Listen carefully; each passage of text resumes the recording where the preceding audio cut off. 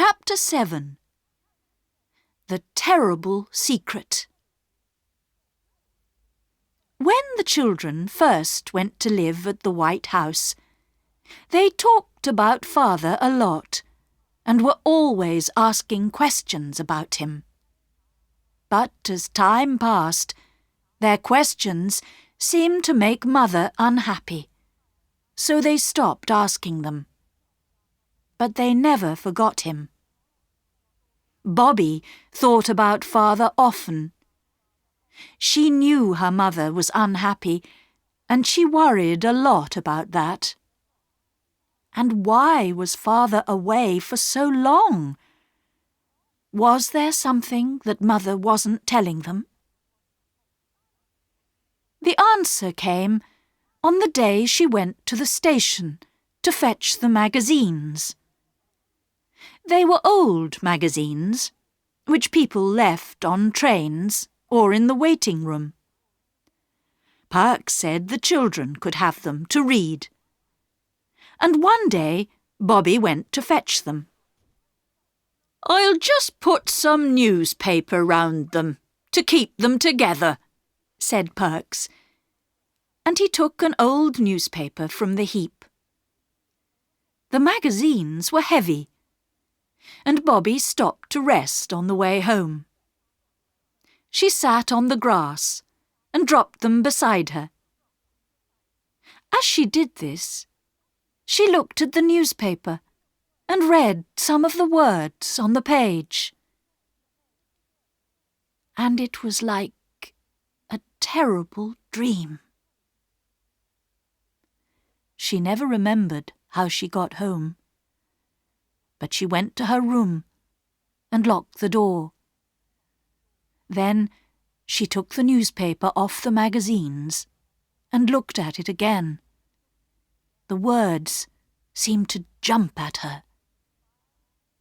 5 years in prison for spy. And the name of the spy was the name of her father. Bobby was very quiet at tea time. "Is anything wrong?" Mother asked her. "I'm all right," said Bobby. But after tea, Mother went up to Bobby's room. "What's the matter?" she wanted to know. For an answer, Bobby took the newspaper from under her bed and showed it to her mother. "Oh, Bobby," cried Mother. "You don't believe it, do you? You don't believe Daddy is a spy?" "No," said Bobby.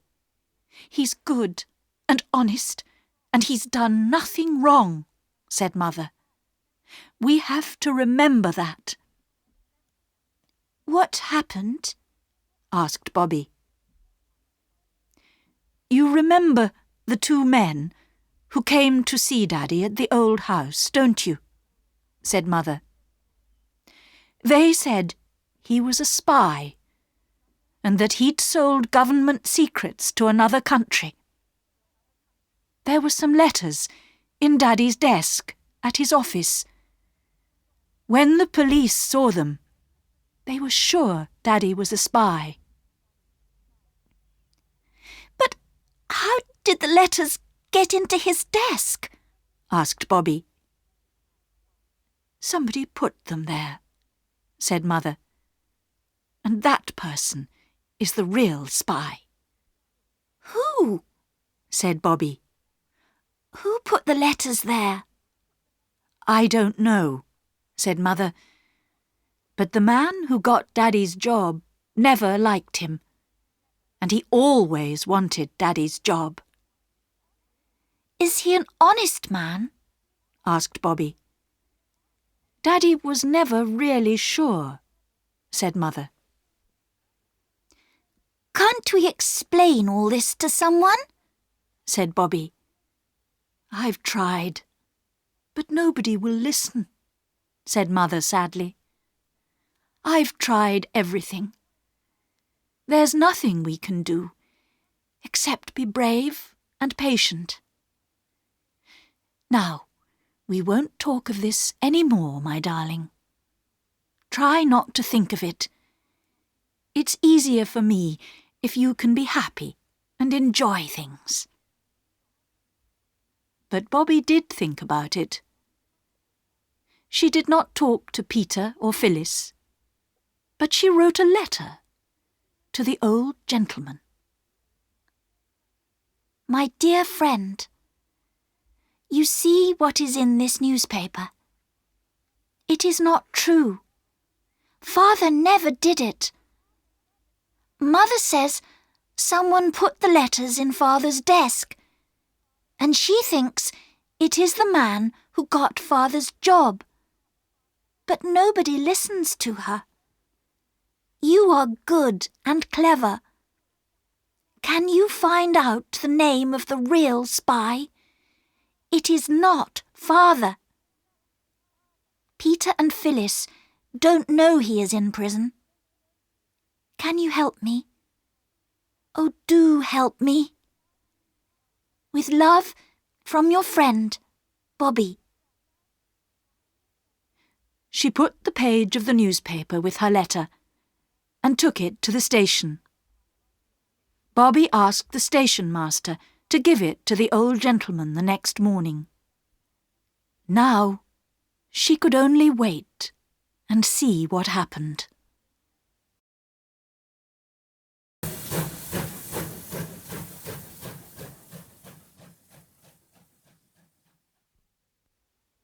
Chapter 8. The Boy in the Red Shirt. "The boys from the school in Maidbridge are having a paper chase today," said Bobby the next morning. "Parks thinks they'll go along beside the railway line. We could go and watch." There were men working on the railway line, and the children began by watching them. They almost forgot the paper chase, and were surprised when a voice said, "Let me pass, please." It was the first boy from the school. "He's the hare," explained Bobby. "All the other boys are the hounds, and they have to chase after him." There was a bag under the hare's arm. It was full of pieces of paper, which he dropped behind him for the other boys to follow. They watched as he ran into the black mouth of the tunnel. The workmen watched him too. "He shouldn't go in there," said one. "It's only a game," said another. "Passengers shouldn't cross the line." "He's not a passenger." Then came the hounds, following the pieces of white paper.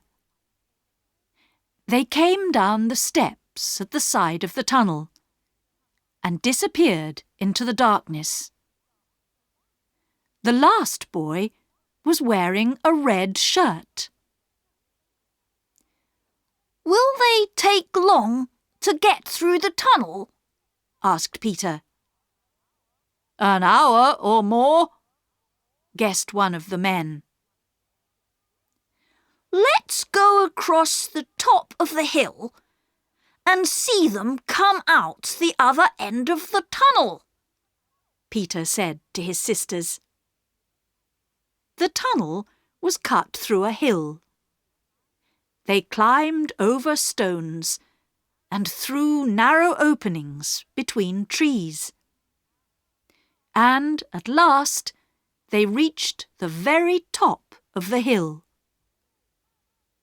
"It's lovely up here," said Bobby, as she looked across the fields. "It was worth the climb." "The paper chase is worth the climb," said Phyllis. "But hurry, or we'll miss it." there was plenty of time. And they had to wait at the other end of the tunnel. "Look! Here he comes!" shouted Peter at last. The hare came very slowly out of the shadows of the tunnel. Soon after came the hounds. They were going slowly too, and looked very tired. "What shall we do now?" said Bobby. "That's not the last," said Peter. "The hound in the red shirt isn't out yet." They waited and waited, but the boy did not appear. The children began to worry, and they climbed down to the mouth of the tunnel. But they couldn't see a boy in a red shirt. "Perhaps he's had an accident," said Peter. "Let's go and look." The tunnel was dark after the sunshine outside, and they walked beside the line. "If a train comes, stand flat against the wall," said Peter. His voice sounded very different inside the tunnel walls. "I don't like it," said Phyllis. There was a low noise on the railway line. "What's that?" said Peter. "It's a train," said Bobby. "Let me go back!" cried Phyllis. "It's quite safe," said Bobby. "Stand back." The train came towards them, and the noise got louder and louder.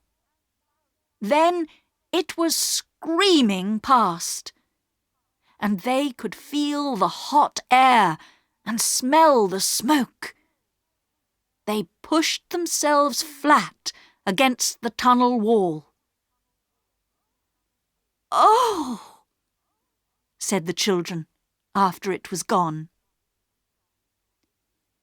Peter took the end of a candle from his pocket, and his hand was shaking when he lit it with a match. "Come on," he said. And the three of them went deeper into the darkness of the tunnel. The boy in the red shirt was on the ground beside the line. His eyes were closed, and he did not move when they reached him. Is he dead?" asked Phyllis. "Dead? No," said Peter. And slowly the boy opened his eyes. I think I've broken my leg," he said. "How did you get here?" "We saw you all go into the tunnel, and then we went across the hill to see you all come out," explained Peter. "The others came out, but you didn't.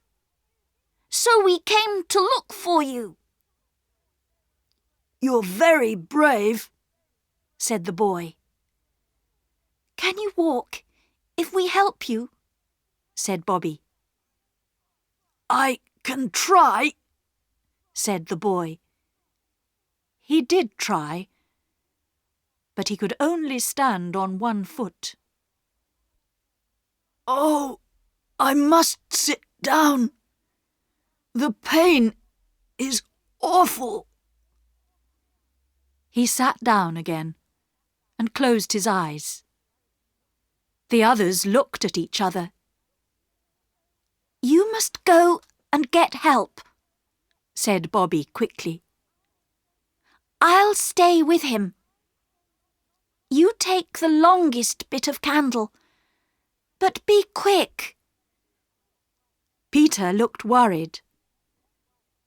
Let me stay, and you and Phyllis go. No, said Bobby. You two go, and lend me your knife. I'll try and cut his boot off before he wakes up again. Just be quick. Bobby watched their figures disappear, then put her little candle beside the boy's foot. She used Peter's knife to cut off the boot. Then she looked at the broken leg.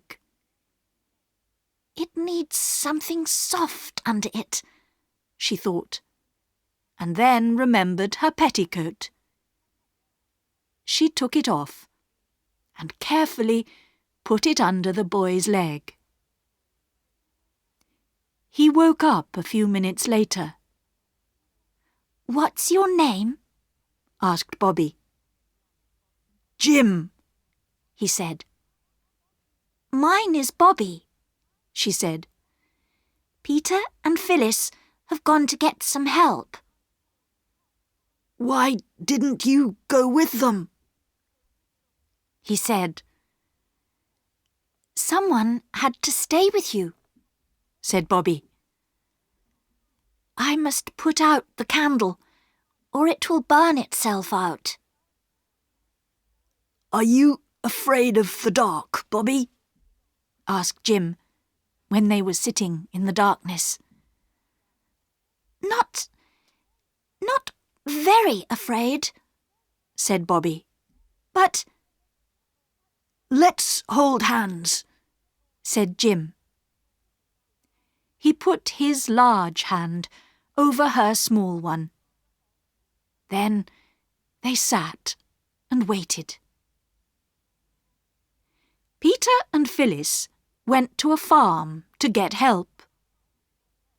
When the two children got back to the tunnel with the men from the farm, they found Bobby and Jim asleep.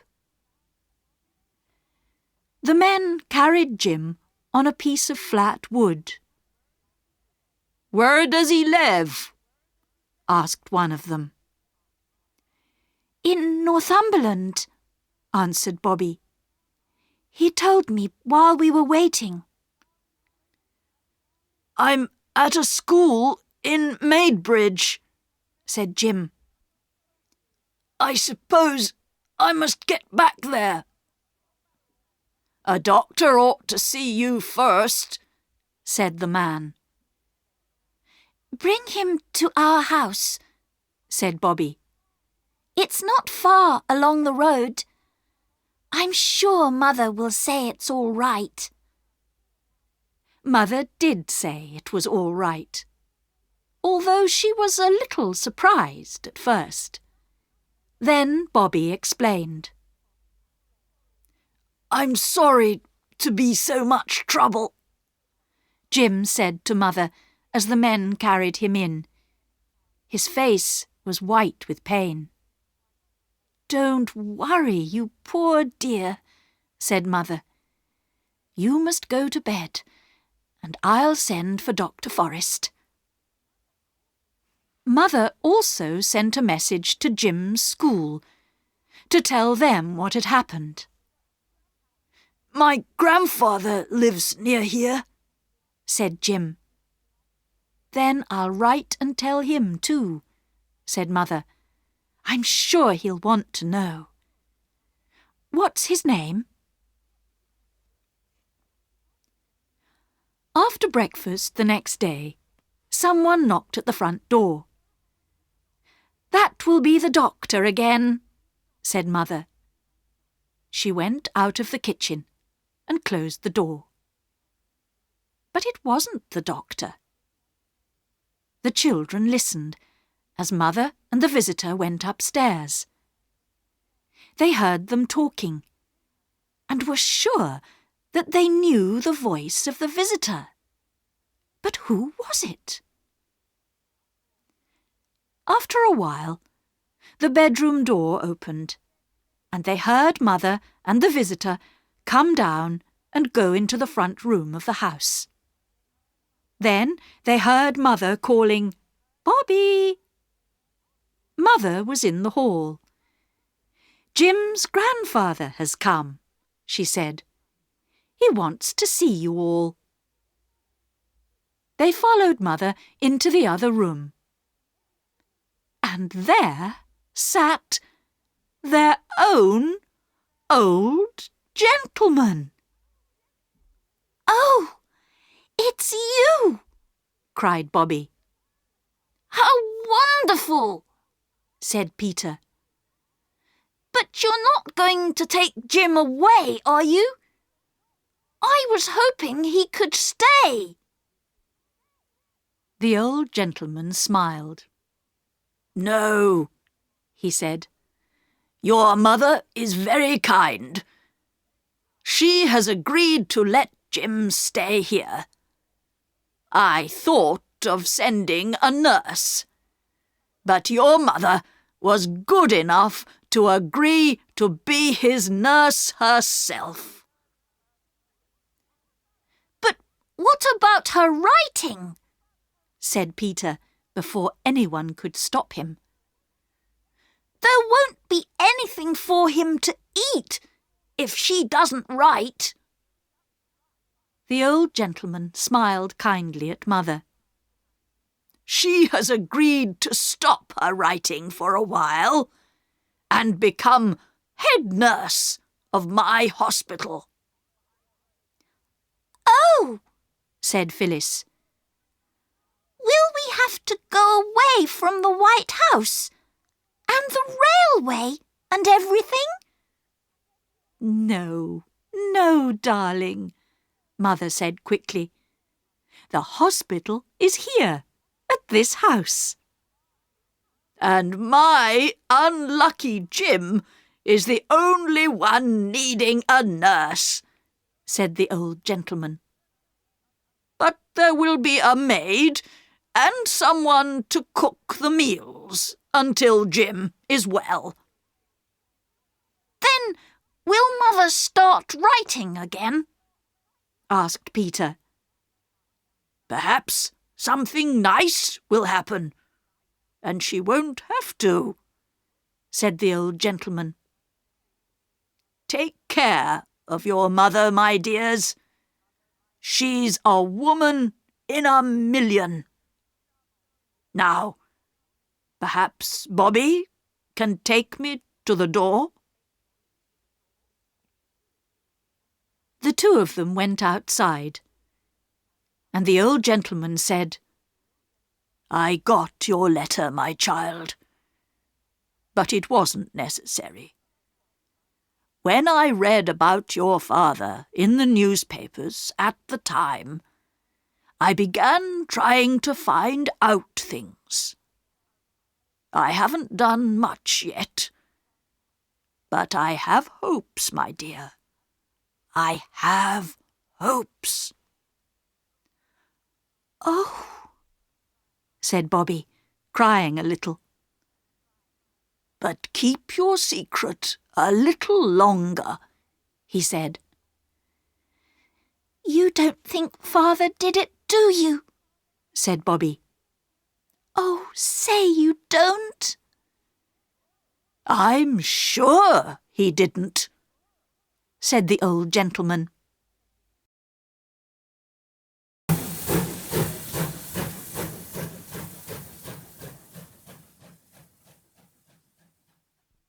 Chapter 9. The Man at the Station. Life at the White House was never quite the same again. Jim's leg got better and better, and he told them stories about his school. And now Mother was not writing stories every day. She was able to teach the children their lessons.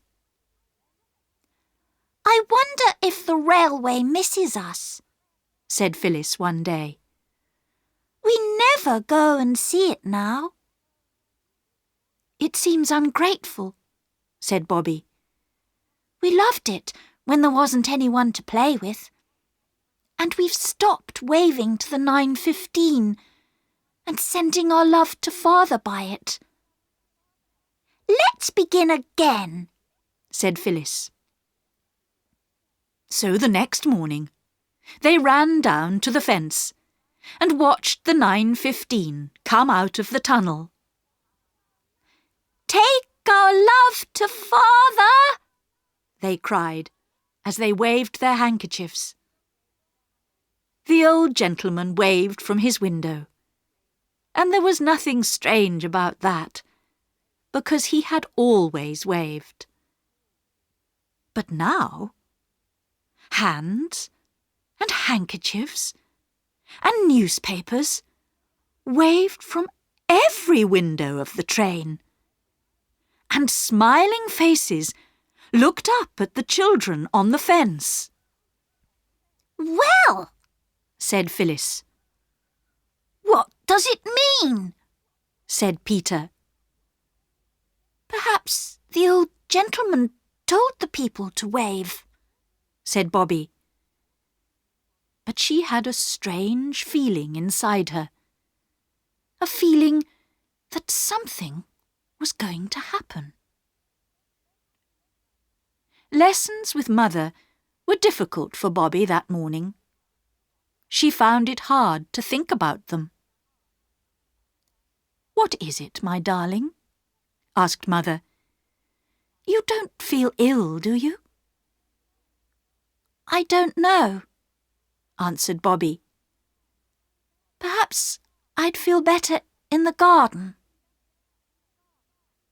But the trees and the flowers all seemed to be waiting for something to happen.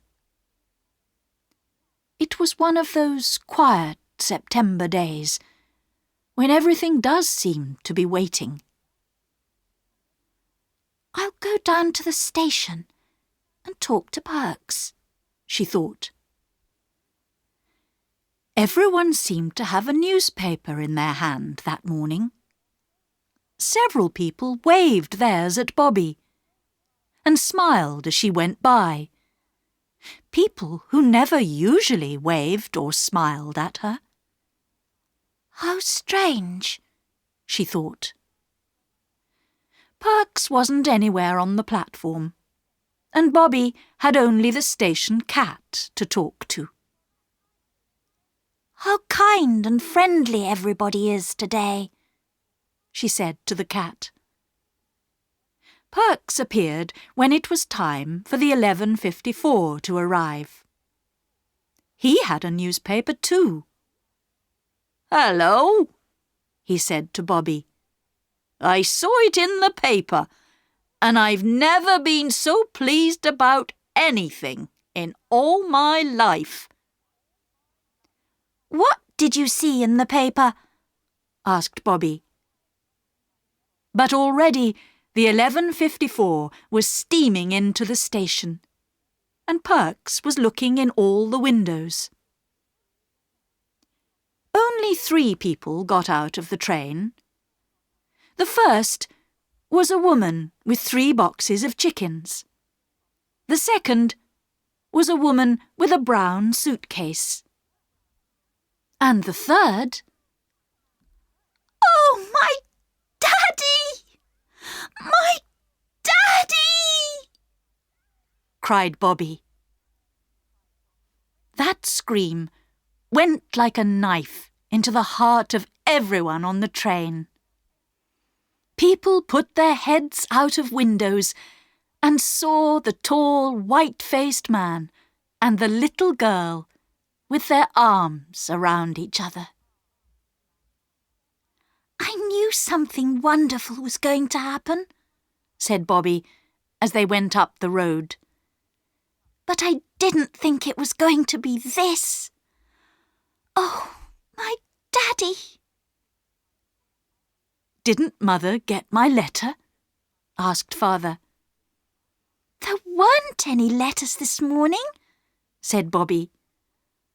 "Oh, Daddy, it really is you, isn't it?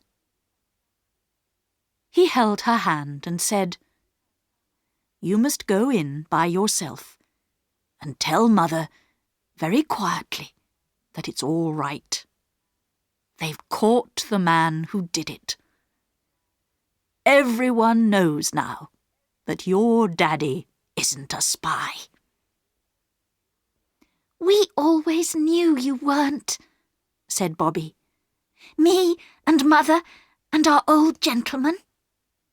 "Yes," said Father. "It's him I must thank." And now they are going across the field.